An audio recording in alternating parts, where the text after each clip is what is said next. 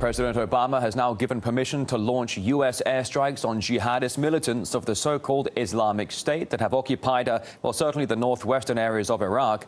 However, he said the strikes would only take place in the event of Islamists attacking the Kurdish city of Erbil right here. Of course, that's where the U.S. diplomatic mission are based. Now, this comes as the militants have stepped up their offensive, capturing the largest Christian city of Karakosh.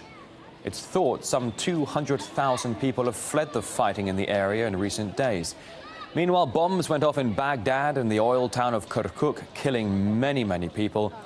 RT's Anastasia Chukina has the latest.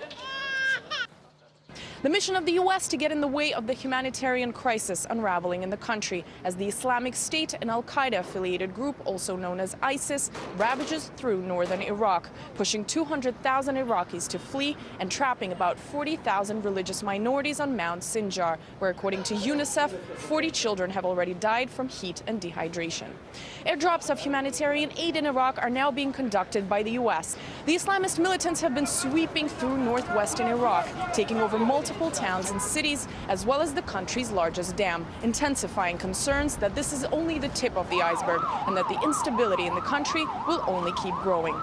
I've directed our military to take targeted strikes against ISIL terrorist convoys should they move toward the city. We intend to stay vigilant and take action if these terrorist forces threaten our personnel or facilities anywhere in Iraq. But are there any other options? One of those is actually putting together a NATO-type organization, which consists of Jordan, Turkey, Egypt, Saudi Arabia. You can organize the Sunni nations, which we've helped train and equip, to go take care of this. Nobody wants ISIS to be successful, even the Sunni Muslims. So you've got to look at this realistically, and frankly, the American people are tired of war. So which steps, if any, could actually bring more stability to the chaos-torn country, and how far could any U.S. involvement lead?